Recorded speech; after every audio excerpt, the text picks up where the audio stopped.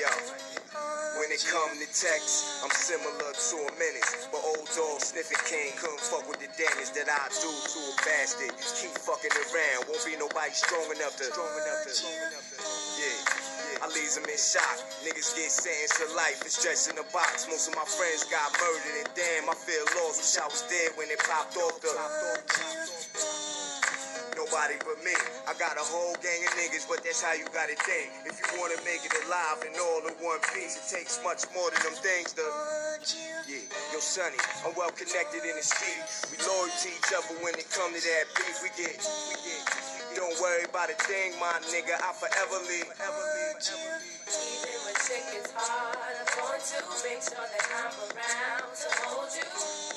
Will never leave your side until the day I die. I'm gonna recognize that this game can be hard. Long as you go with me, we are here by your side. Always hold me down, baby.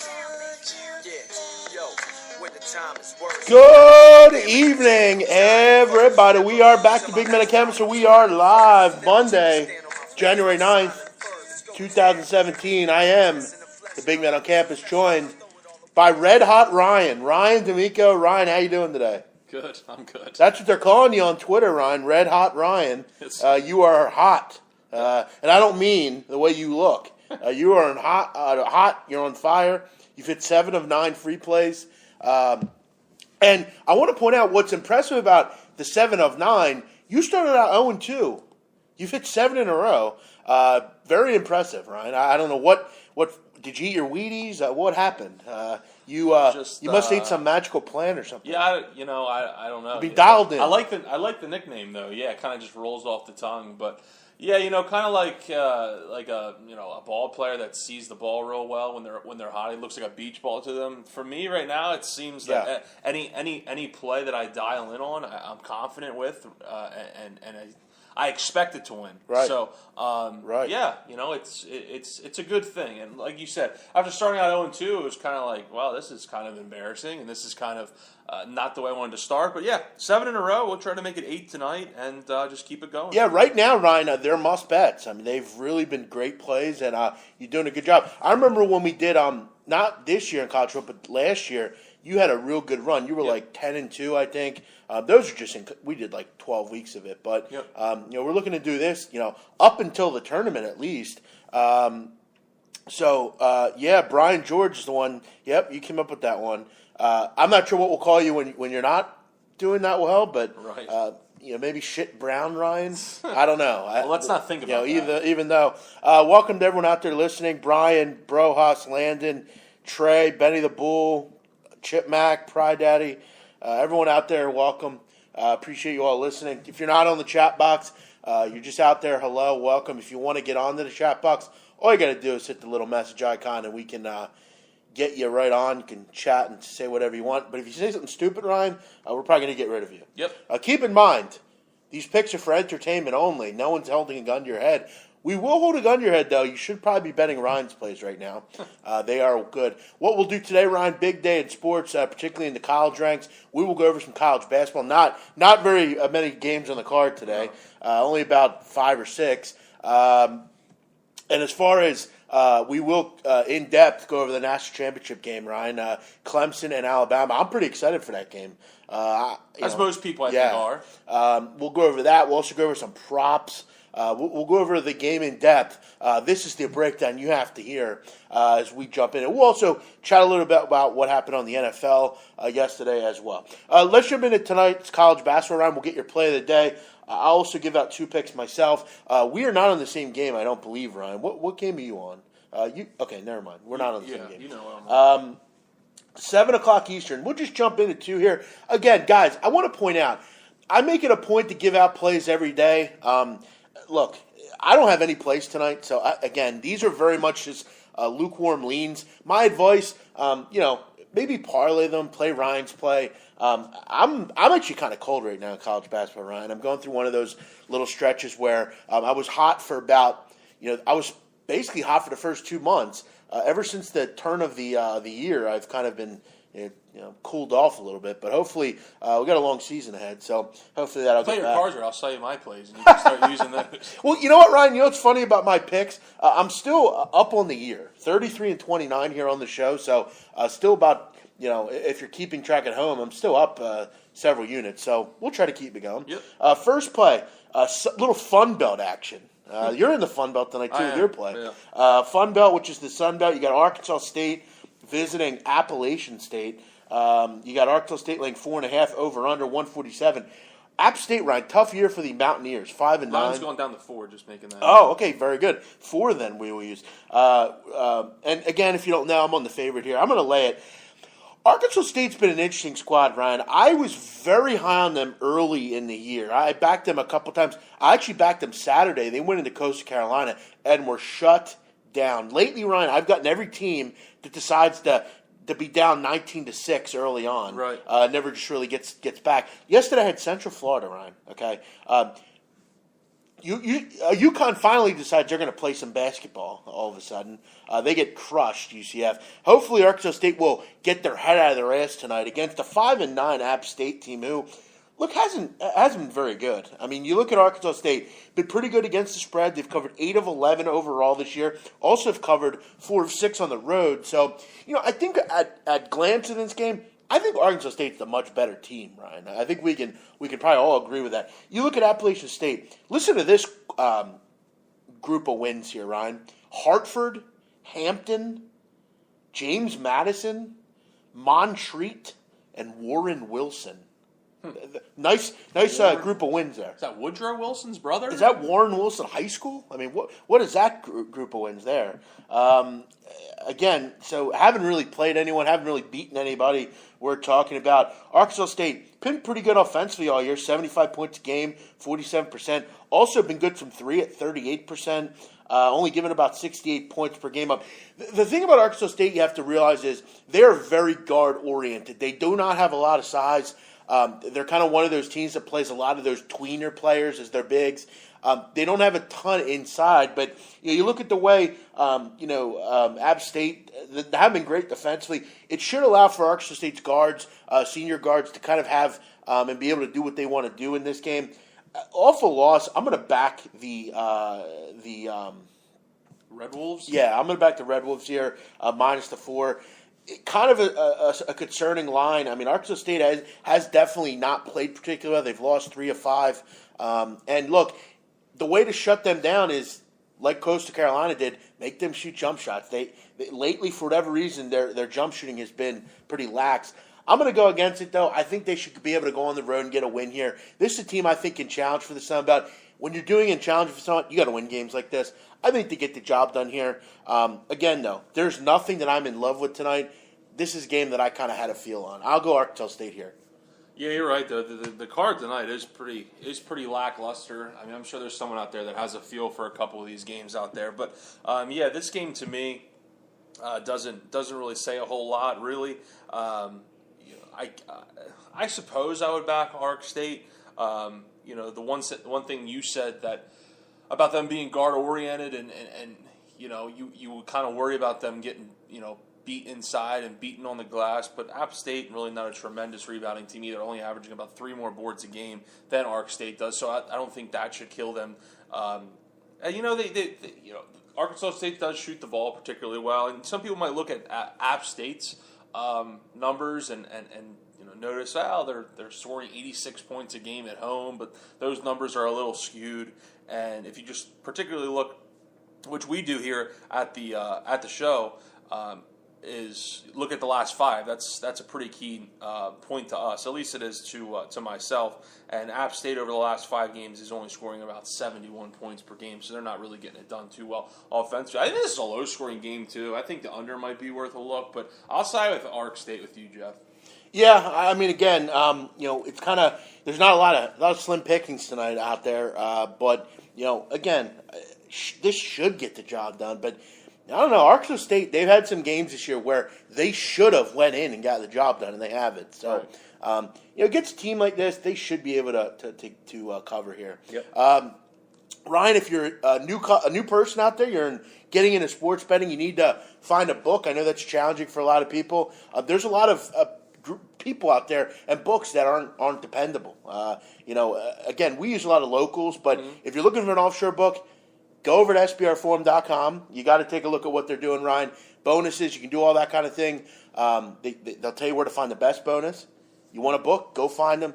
That's what they do. They review books, Ryan.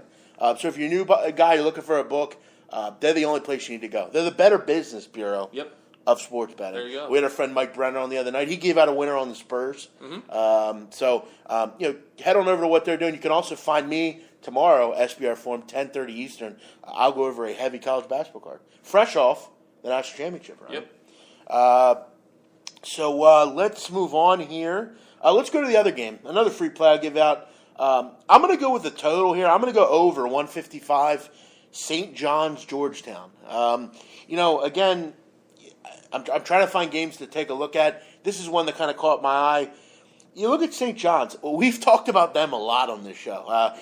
Most of the time for weird reasons. We have guys that like them. We have guys that don't. But again, they proved they're not very good over the weekend, getting crushed by Creighton. I think it was Creighton and who was the other team? Xavier. That's right, Xavier. You look at them, though, this year. 16 games, Ryan, 11 have gone over. So they've been very much an over-trender. All 5 road games have gone over for the Johnnies. And look, offensively, they've been good. Over the last 5 games, 80 points a game, shooting it at 46%. Defensively, they've given up almost 80 points a game. That's where their issues have come. They've not been very good defensively. They're a young team. They want to get up and run. That's kind of their MO. And they have guys that are just they want to run up and transition. Georgetown, been a tough stretch here. I've commented, I think it's time to move on from John Thompson III, Ryan. This guy, they haven't really done very much over his tenure. They've lost 4 in a row to open conference play, and the last time that happened, his father, last year as a coach, he decided to quit the next day, I believe. Again, not good things going on in D.C. right now with this team. But you look at what they've done at home, 82 points a game, 49%. I'm actually impressed with kind of the way they played offensively this year. They've actually been better than in past years. Defensively, they've been pretty average. Both these teams shoot a pretty high level from 3, almost 40%. Both teams effective from the foul line, right? When you need an over, you need to hit free throws, and they've been able to do that. Both these teams over 72%. 3 of the last 4 in this series have gone over. Look, lean-wise on the side, I would go with Georgetown, but I'm going to go with over 155 here. I think this game is pretty high scoring. I see a lot of good trends as far as offensively are concerned. Neither team, particularly St. John's, plays a whole hell of a lot of defense, and I think it's pretty up-tempo. This could be like an 84-77 type of game. I'm going to hope that they can get over here. Again, I'm kind of just grasping for straws with a lot of these tonight, but I'm going to take a shot with the over.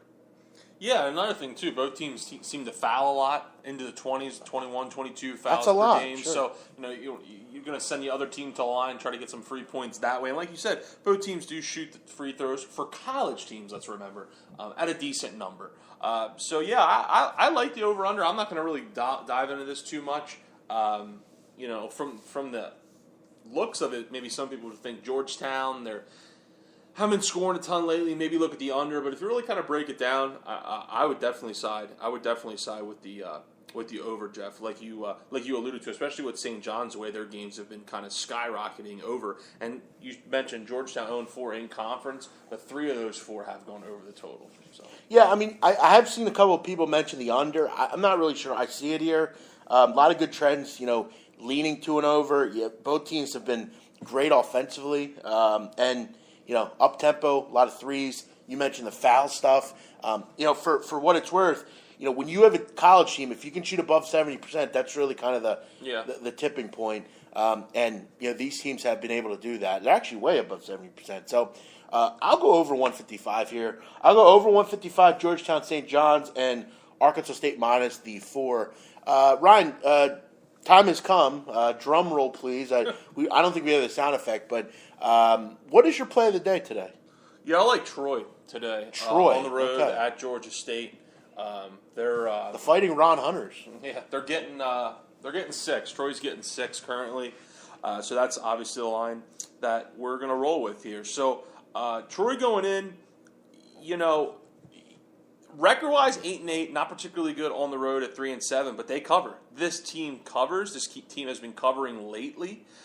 They've covered their last 5. They've covered 7 of 10 away from home, and they're 2-0 in conference play so far. Can't say the same for Georgia State though. Georgia State about the same kind of team as Troy. That's the one thing I do like. These two teams are pretty similar, 8-8, 8-6. Georgia State does get the job done at home, 5-1, but they're not covering. They're not covering as of late. Only covered 1 out of their last 5. Georgia State really struggling to score, too, in the last 5 games, only averaging 63 points per game. Not going to get the job done. And you're telling me that a team that's only scoring 63 points per game over the last 5 and is not covering is going to lay 6 points? I just don't see it. I'm going to go with Troy. I'm going to go with the Troy team that has covered 7 of 10 in this series, and I'm going to grab those 6 points and back Troy. The Trojans. And you're backing a team, Ryan, that has lost 7 of 8 on the road. You're not concerned. Well, I don't need them to win, Jeff. Yeah, I know, but they haven't played well on the road. But they cover, so. So, okay. They've covered 7 of 10 on the road. Tough spot for Ryan tonight. Not a lot going on, but Not at all. He found some value here. And, yeah, look, I mean, Georgia State, they're 8-6. They're not exactly rolling either. You mentioned their offensive struggles as well. I could see a close one here. Maybe a money line. You never know. Yeah. I could see it. Yeah. Maybe a coin flip type of game here. Maybe. I feel like this might be too many points, but we're not going to doubt you here, Ryan. We're going to grab it and go with the Troy Trojans. Yep. In this one, BMOC Mondays, Ryan, tonight. No lines though. We'll patiently wait for those here in the next coming weeks. Can't wait for the BMOC Mondays, Ryan. Yeah, you love those. I can. Ryan, quickly, just before we get into the talk about the national championship game, the Washington Wizards happen to be the 8th seed currently in the Eastern Conference at 18-18. They're 500 and in the 8th seed. The Philadelphia 76ers are 10-25. They are 7.5 games behind the Washington Wizards. The reason I'm pointing this out is our Savior in Christ, Joel Embiid, made the point that he feels that they can make the playoffs. What are your thoughts on that? Well, I mean, they've won 4 or 5. Yeah, they have, and they've already matched their win total from last year. Probably should have beat the Celtics too. Yeah, obviously that's a good. They're moving in the right direction and they're trending upward. Talk about playoffs, I think it's a little far fetched, but you gotta like the kid's confidence. Hey, go big or go home. He's shooting for the stars. I'm not gonna knock him for it. And anytime you're playing a sport professionally or whatever, that's your goal. Ultimately, is to make the playoffs. And keep in mind, we're not even at the All-Star break yet. So keep in mind they're the 5th worst team in the NBA. They are. So I personally don't have an issue with it. Yeah. What do you want them to say? Oh, we suck. We don't look for it. And that's the thing. And as fans of this team, due to the fact that they've tanked for 4 straight years, I want to see a little bit of positivity here. And you've seen it. And I get excited about watching this team again. You know, Ryan, I watch them. Yep. I enjoy watching Embiid. I enjoy watching some of these guys. And Embiid seems to always say the right thing. He's a funny character. Little tired some of the stuff he does, but like last night he made a comment about a porn star try to trash him and say stupid things about him, and he didn't have it. He said he made a comment back to her, and I good for him. Right. I thought it was a kind of a cool thing, and it looks like the pollsters agree with us here, Ryan. You're starting to see more of a half and half here on Comcast Sportsnet, 54-46, that the Sixers will make the playoffs. Keep in mind, it's all Sixers fans. Yep. But Ben Simmons coming back, got to feel excited about it. Sure. He's on the bench and moving around a little bit, so we'll see. But I like the confidence. Sure. Let's jump into the national championship here, Ryan. We got a lot to talk about here. We will go over the game itself and the props. You basically can watch it, Ryan, in any language in the world, I believe, tonight. Yep. Russian or crazy French. setup they have, I think there's all sorts of ways to watch it. You can watch it from a Clemson or Alabama perspective. Yep. You can watch it with Paul Feinbaum and his cronies. All sorts of ways. People are actually going to do that, huh? I'll tell you what. I mean, if we got to see the game and they commentated it, I would watch that, definitely. I could care less about what these analysts say. Who's calling the game, by the way? Do you know? Herbstreit and Chris Fowler. Okay, I don't hate those two. No. All right, tonight you got Alabama -6. The line is moving down a little bit, Ryan, against the Clemson Tigers. Over under 51.5. This game is being played in Tampa. It's at the Raymond James Stadium. Odd place to play the game, I think. Kind of a weird venue. Not a weird venue, but a weird area, let's say. Not a whole... there's not a lot of buildup around there. We've mentioned the baseball stadium didn't get a whole lot of people. Keep in mind, though, it's a little bit different stage. I, for one, I'm not in love with the stage, but either way, should be fun. The Cannons will be rocking tonight, I think. Yep. I saw there's someone posted a ticket for sale, and I believe it was like $2,500 upper level. Oh, yeah. How about that? Crazy. Couple trends here. Alabama 10-4 against the spread this year, which is pretty uncharacteristic. They're normally not very good against the spread. This year, they have been really cashing up almost, about 5 units if you've minus juice off of them. They've covered 6 of 7 against teams with winning records. You remember last year, Ryan? Great game, 45-40. Can we agree it won't be that high scoring this year? I think. I don't think it will be. I don't think it will score 85 points tonight, but great game last year, if we can remember. Look, both teams score 39 points a game, so it's possible. But then you look at the defensive kind of numbers here. Alabama, 11.4 points per game. That is sickening. They've given up 15 defensive touchdowns all year. Yep. That's about one a game. Pretty unbelievable. 244 yards they've given up a game, and they are the best rush defense by a large margin, giving up just 62 yards a game and 2 yards per carry. I think the game here, clearly, Ryan, is going to be all about defense and turnover battle here. We remember, Alabama lead the country in a wide margin, defensive touchdowns with 11. They've also garnered 27 turnovers by the opposition. And we have to point out, Ryan, Clemson is horrible in turning the ball over. They turn the ball over at a pretty high rate, 26 times this year. That's on the third page on NCAA.com, which is never good to be on the third page of anything. Right. They have had struggles this year keeping the ball in play with their offense, and I think Alabama is going to feast on that. You look at the offensive side of the football for both teams. Jalen Hurts, obviously Nick Saban and the Tide at times struggle with mobility. We can agree with that, right, Ryan? Yeah. Deshaun Watson, an experienced guy, a guy that clearly what do you have, 405 yards this year, I think, throwing the football. Look, he's a tough guy to prepare for, and he's a tough guy for any defense to prepare for. I've mentioned it, and I want you to comment. With guys like Tony, Tony Jackson, I believe his name is, or the injured safety for Alabama. He's not going to play tonight. Yeah. With guys like him, if he were in, I would feel really confident. But I've mentioned to you, I'm not very. I know they're really good, like Minka Fitzpatrick and all those guys. I just obviously that's the weak part of their defense. Can we agree with that? Yeah. Yeah, I feel like Watson's going to be able to move the football. I don't think he's going to be able to run the ball. I don't think they're going to be able to run the ball very highly.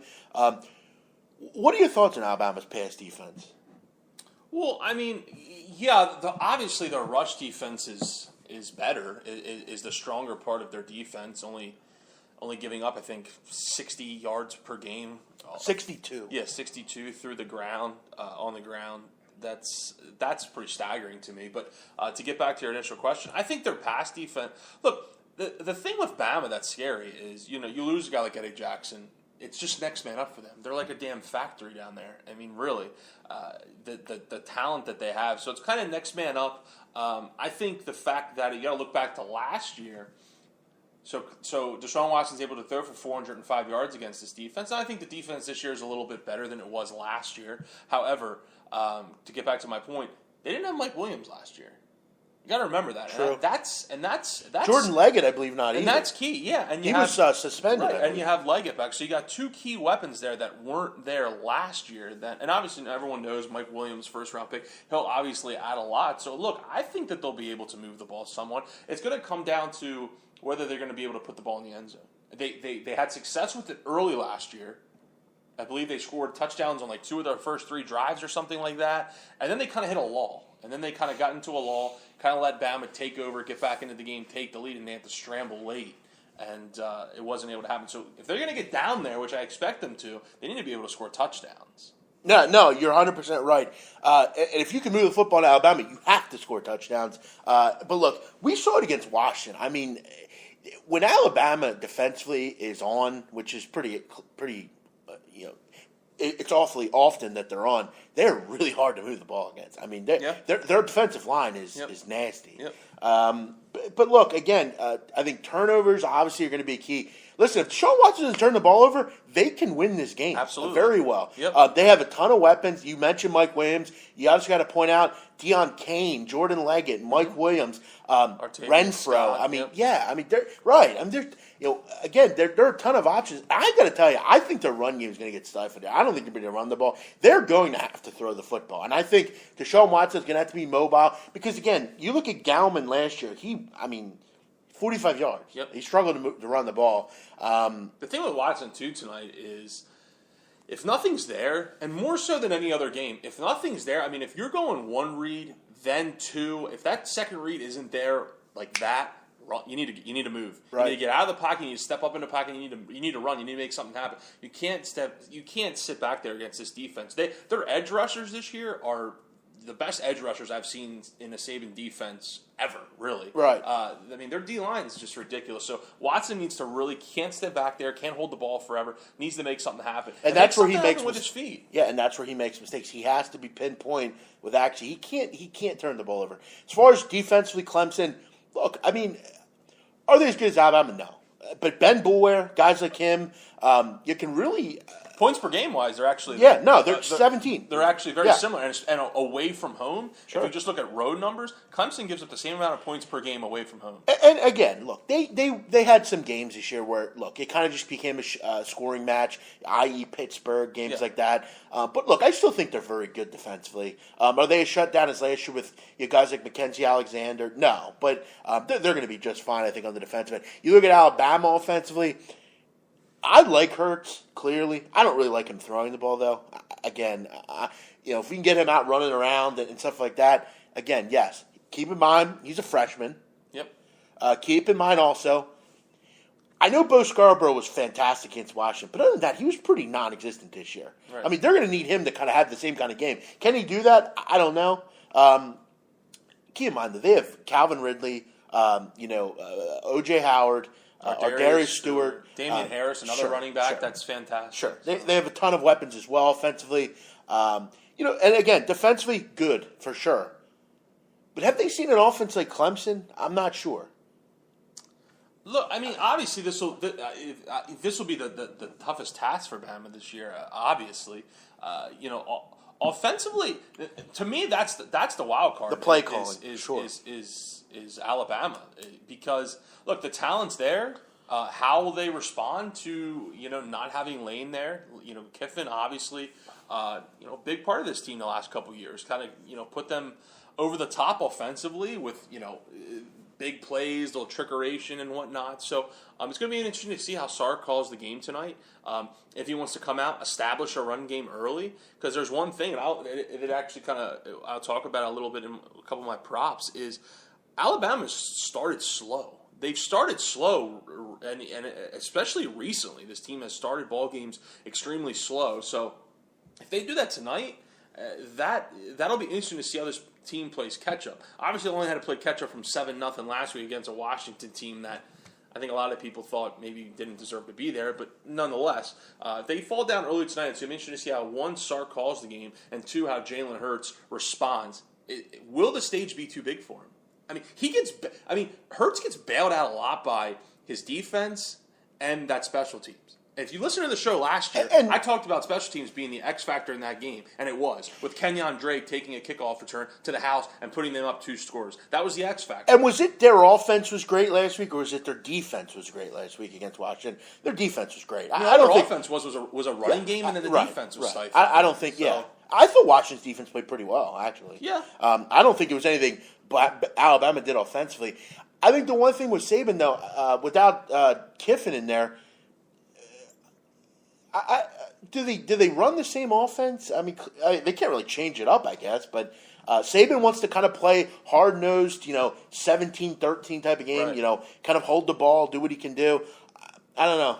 It's can't- tough. It's tough to really do that, right? You can't implement a whole offense in a week. Right. They'll obviously run the same basic scheme and everything. It's just how will play calling be set up? How will play calling be set up from start? Is he going to want to run the ball on first and second down and get you in a manageable third down, or is he going to want to pass on first down and try to get some bigger plays early? And that's the question. I think that's a big X factor in this game. Yeah, it's a really tough game. I mean, in all aspects. The line's tough. The total's tough. Everything about this game is tough. I look at a 51.5. I want to go over just because I feel like, first of all, the total's getting pounded underwise. Yeah. A lot of under money coming in. I think both these teams are going to throw the ball a little, or particularly Clemson, going to throw the ball more than many may think. I'm just concerned that Alabama will kind of sit on it and run the ball a lot, and defensively they're so Plus, tough. like I said with special teams, you have to almost expect Alabama to get a score from special teams or defense. Right. I mean, they've gotten they 11 turn. Right, they get like one a touchdowns. week, it seems like. Yeah. So, I mean, you have to throw that in there. Sure. I'll tell you one. That's tough. I think maybe the X factor, if it becomes a field position kind of game, J.K. Scott is a fantastic punter. Yeah. The problem, though, with them is I don't trust Adam Griffith at all. Exactly. I mean, as a senior, I still don't trust Adam Griffith at all. How can you? So that could be interesting. So between the turnovers from Clemson, the Jalen Hurts stuff, can he throw the football? Can he be effective through the air?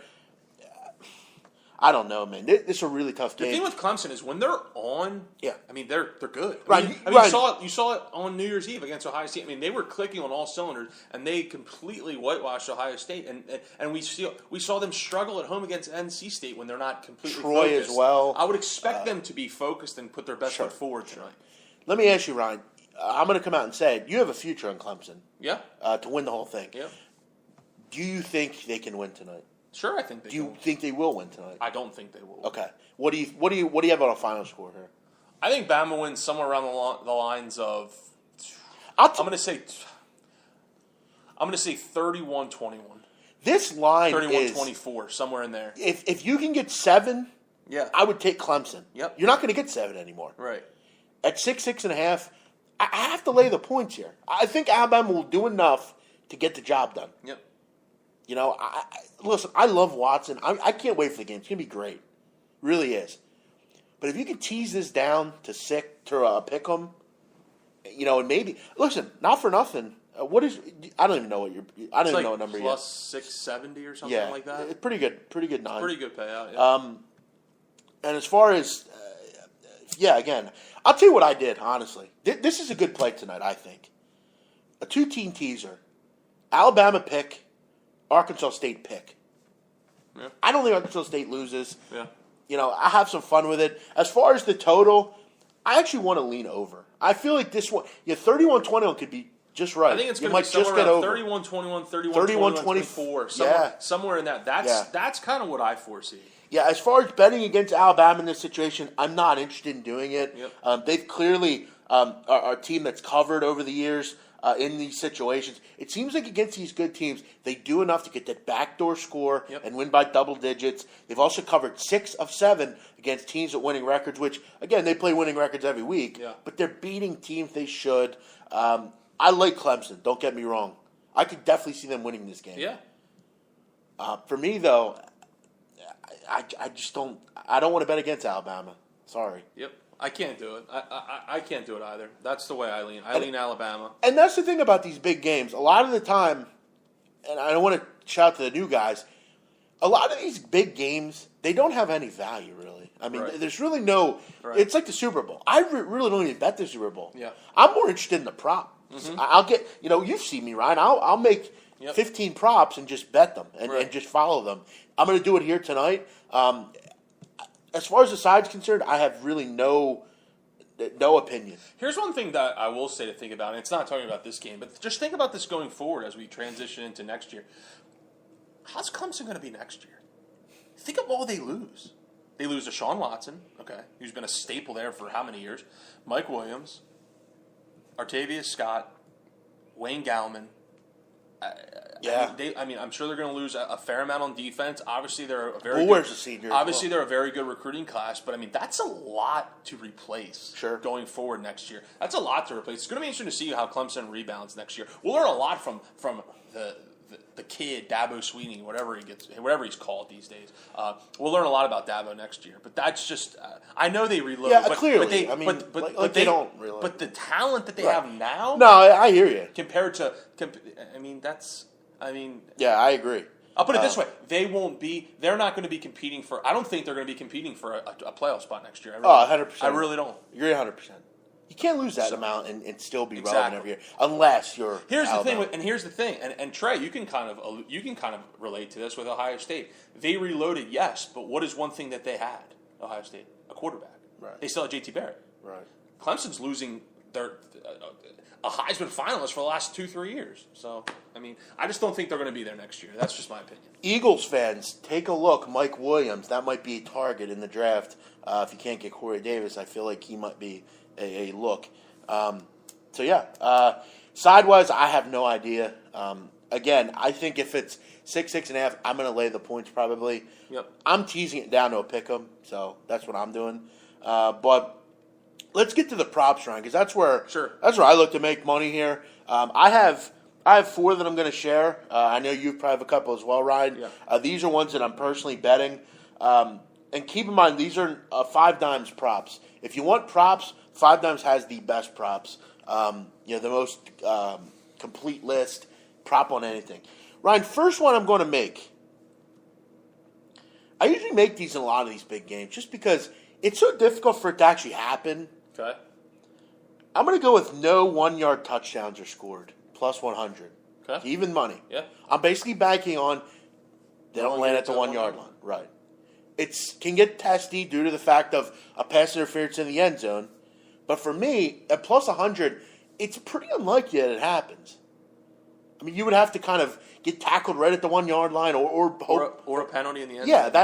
Yeah, that's really the only opportunity here. I'll take a shot with it. I mean, plus 100. Yeah. I don't really see. I think this is one prop that it's close to automatic. I mean, if you have one, you have one. But I'll take a shot with it, even money. Yeah, I think it's definitely worth a shot. It's one of those things. The chances that they get down the 1-yard line. That's the thing. Basically, if there's not a penalty in the end zone, most of the time teams aren't have a goal line situation. So yeah. Plus, the only situation where it's probably going to happen is if they're at the 6-yard line and there's a pass interference in the end zone. Right. But don't they spot it at the 2? I could have sworn they did. Honestly, I'm not 100% sure. I'm pretty sure they. At least that's my thoughts, but I don't know, to be honest. I don't really ever get in a situation too often, but I'll take a shot here with it. I think it's one of the more automatic ones you'll find. Yeah. I guess I'll just go through all 4, and then you can go through all 4. Okay. My second one, I'm going to go under 54.5. You got to lay a little juice, but I'm going to go with it under 54.5. Wayne Gallman rush yards. He only had 45 last year, as I mentioned.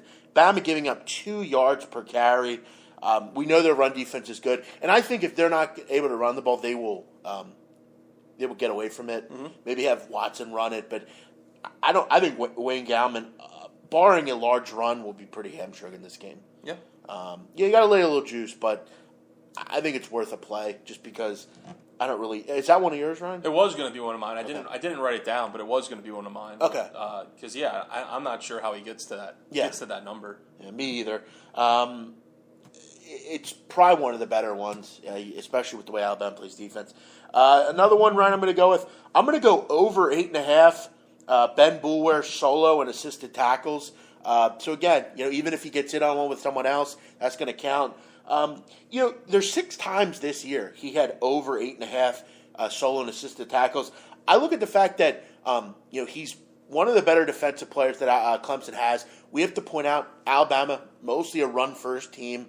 They like to run the football. I think he's going to be in on a lot of plays tonight. I think he's going to have an opportunity. He hated that, by the way, to Sarich. I'm going to go that he has a pretty big game here. It's his last college game, Ben Boulware. I think he's going to come out and have a pretty big game this year. And he's had a lot of tackles in certain games this year. Yeah, he's a tackling machine. I like that one as well. Kind of sets up. Yeah. Last one. This is kind of an obscure one, but I kind of capped it, and I don't really see it coming in. Garrick Dieter, under 1.5 catches. Okay. Only 3 times this year has he had 1 or more catch in a game. And all 3, Ryan, were the first 3 games of the season against, So for me, I don't see Garrick Dieter being a huge imprint on this game. Maybe he has a big reception for 35 yards or something, but with all the weapons they have, I get the feeling he's not a huge focal point of the offense tonight. No.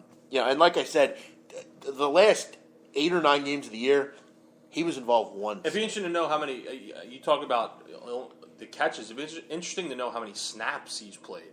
I think that would be. He said 14 catches all year. Right, but I'd be interested to know how many snaps he's even in like there. How many times he's even on the field. Yeah, and target-wise, again, maybe he's not even in on it with this new Sarkisian package. So, I'm going to go with and again, he could be targeted. He has to catch the football. So, I'll go that he doesn't catch more than 1. I don't think he's a big focal point in the offense tonight. So, I'll go Garrick Dieter under 1.5 targets, or under 1.5 catches, I'm sorry.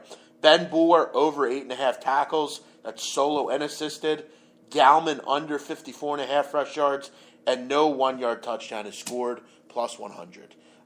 What do you have, Ryan, for us? Like them. Yeah, I have a couple here. The first 2 pretty much play off each other.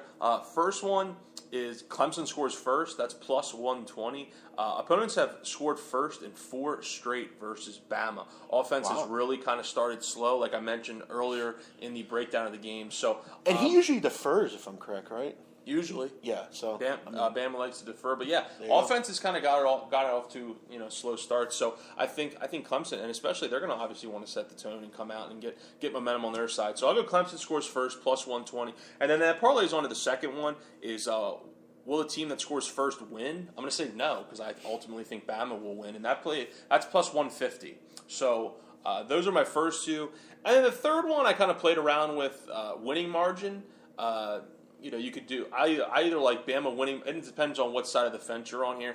Bama winning margin either 1 through 6 points. That plays plus 375, or Bama winning margin 7 to I believe it's 11 or 12, and that's going to pay it plus 350. So if you like Bama, which a lot of people in the chat box like Bama, maybe that's something to look at. Winning margin. I know you had that last year, Jeff, with Bama, and the late touchdown screwed you. So those are tough. I think that's a fun and a pretty substantial prop as far as payout, and it's not like it's anything crazy. Yeah, I mean, they're definitely fun to bake. Kind of protect your wager a little bit. Yeah. Maybe that's something you can do, right, in your future. Right. Clemson win by 1 to 6 points, maybe. Yeah, right. Something like that. Right. As far as that's concerned, I think some pretty good props. I like the Clemson scores first one. You definitely did your research there. And Saban usually defers. So, again, if they didn't get the ball, maybe they can now kick a field goal. Is that score or a touchdown or just score? Is anything? Any score. Okay. Yep. I could see it. I think those are good, Ryan. I like them. Props are where you win in the business. As far as in some of these big games, you pick 10 of them and see how you do. Right. Let's, Ryan, move on here to the NFL. We obviously you didn't have a lot of games yesterday or over the weekend that were very good. Didn't have any. Yeah, there were none. You talk about a Saturday. I don't think we even need to talk about Oakland and Houston. I mean, Connor Cook was horrible. Yeah. We weren't even watching. There were people in this chat box that were saying that they would have taken Connor Cook over Matt Moore and or Brock Osweiler. Yeah, I mean, I don't see it. I guess Connor Cook's just he's nothing. Well, I guess I understood maybe the unknown. No one really has seen him. I guess, but I don't know. We didn't even watch the game. We were at the high school game we went to. We didn't even have to watch it, so it was pretty cool. I didn't miss not seeing it. The other game, shitty as well. Yeah. Detroit had no shot really against that defense. Interesting coming up this week with Seattle. You wonder how they'll play. Their pass defense was pretty good the other day, but how will it be against Atlanta since Earl Thomas isn't in there? Then yesterday they had Steelers Dolphins. Uh-huh. Another poor outing from the Dolphins. They couldn't stop anyone yesterday. And It's interesting that their defensive coordinator is like a hot candidate for head coaching positions.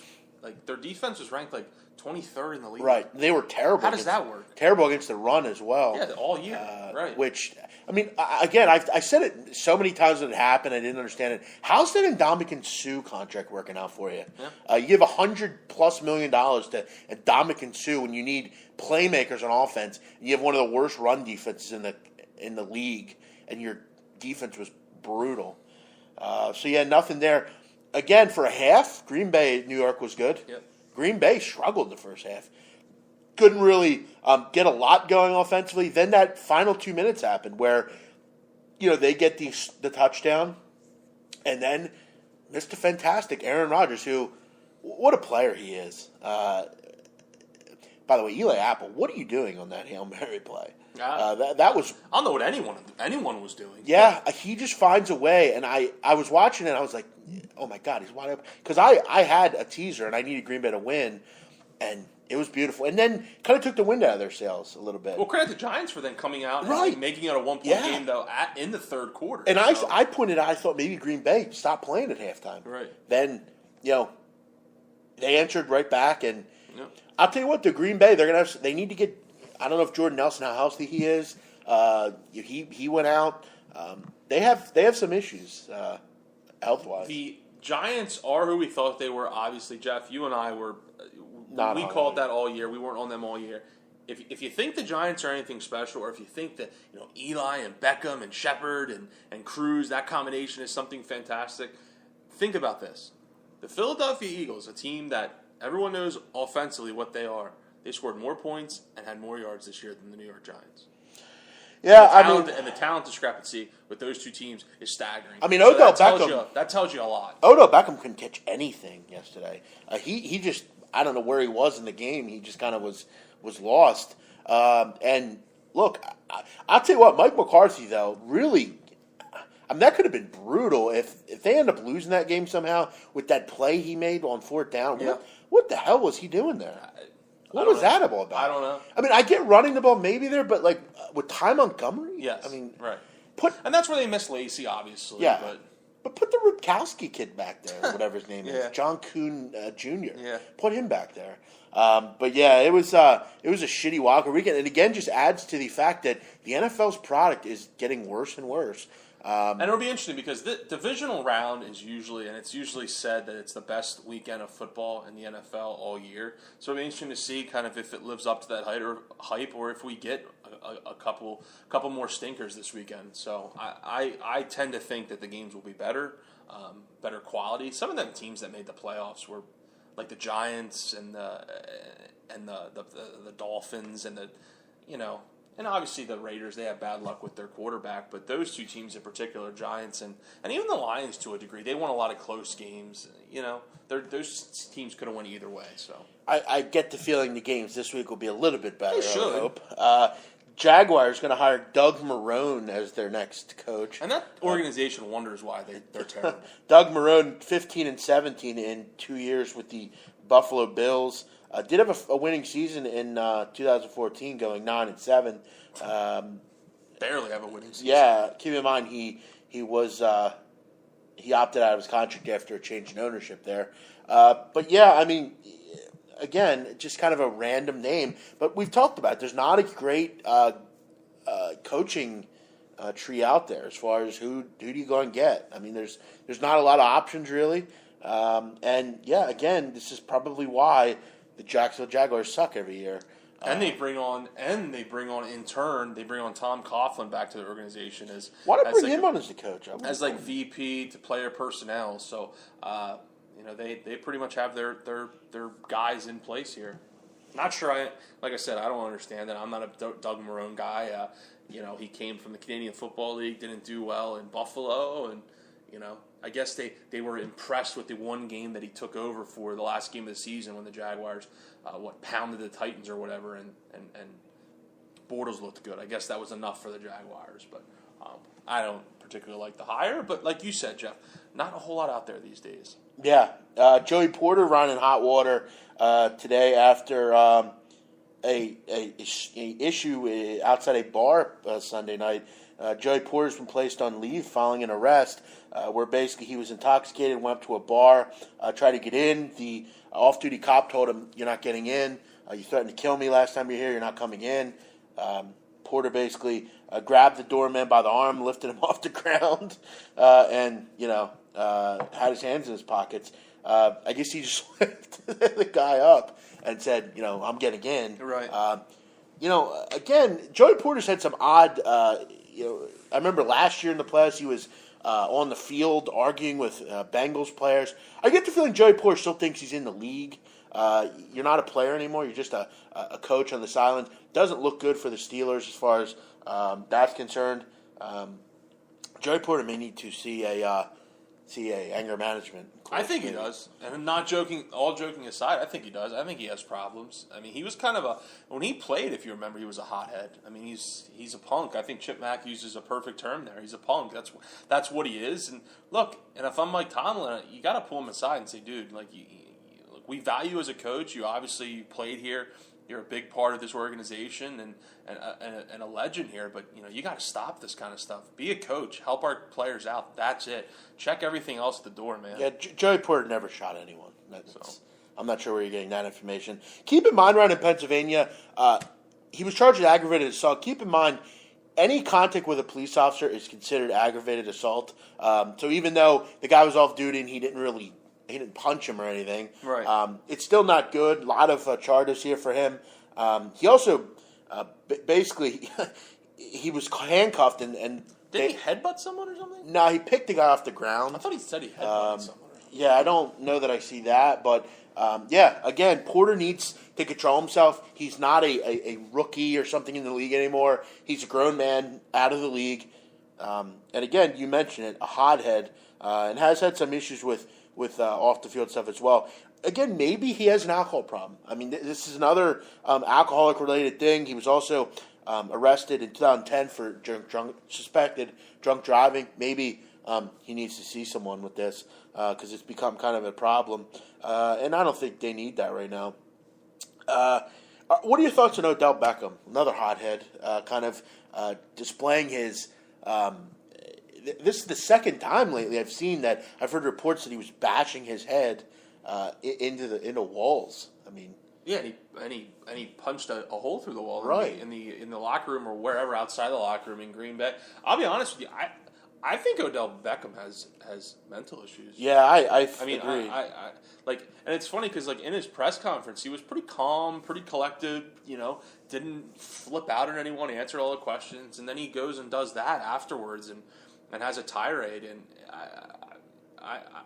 if I was a Giants fan, I'd be getting really tired of this guy. Look, he performs throughout the season. Didn't perform in the biggest game of his career yesterday, but this kind of just getting into it with players on the field, bashing your head into doors, bringing unwanted attention to yourself. And I thought Eli Manning. Look, we pick on Eli Manning a ton, but he said a great quote today: "Is if you're going to bring the attention onto yourself, you have to back it up."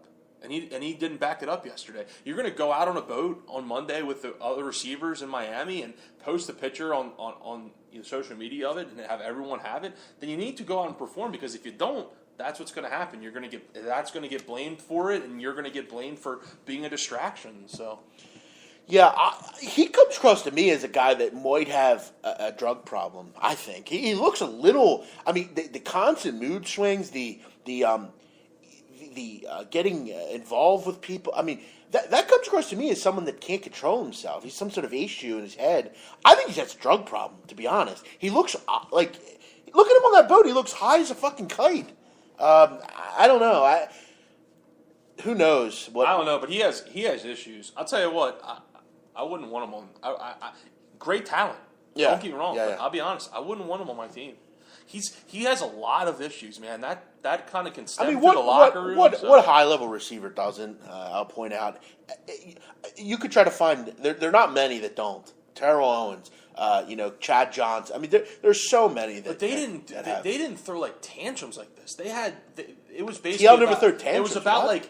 Well, are you kidding? I hear you, but I hear you though. Not to this degree. The kid's pissed off. Okay, I give it to him, but again, he's done this multiple times. Remember the issue on the sidelines where he hit the kicking net? Remember? Yeah, of course. Remember that little?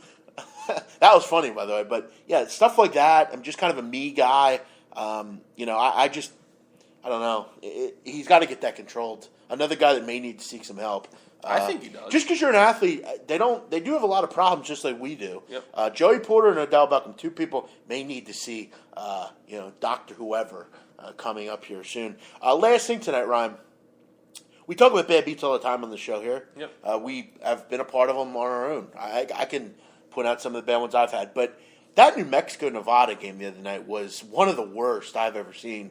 I wasn't on the game, but I mean, I think that's got to be the worst. I mean, no? a minute 5 left. They were up 90-74, or 90-76. I'm sorry. 76. You're 14 with a minute to go. Yep.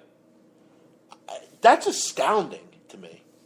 Up 9 with 40 seconds to go. Not gonna lie, if I was on them, I would have to take a hiatus.